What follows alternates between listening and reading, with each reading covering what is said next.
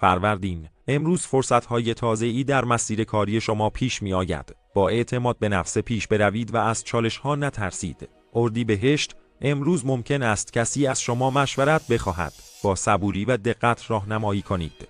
تأثیر مثبتی خواهید گذاشت. خرداد، امروز برای حل مشکلات قدیمی زمان خوبی است. با گفتگوی صادقانه می توانید سوء تفاهم‌ها را برطرف کنید.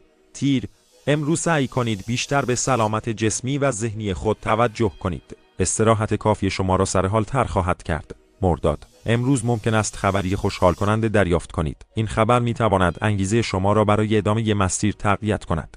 شهریور، امروز باید کمی محتاط‌تر عمل کنید. تصمیم گیری عجولانه ممکن است شما را دچار دردسر کند. مهر، امروز روابط عاطفی شما بهتر خواهد شد. با کمی توجه بیشتر می توانید دل کسی را که دوست دارید به دست آورید.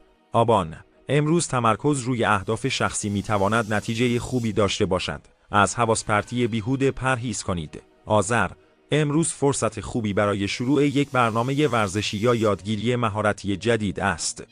این تغییر حالتان را بهتر می کند. دی، امروز ممکن است با مسئله‌ای غیر منتظره روبرو شوید. خونسردی و تفکر منطقی به شما کمک می کند آن را حل کنید.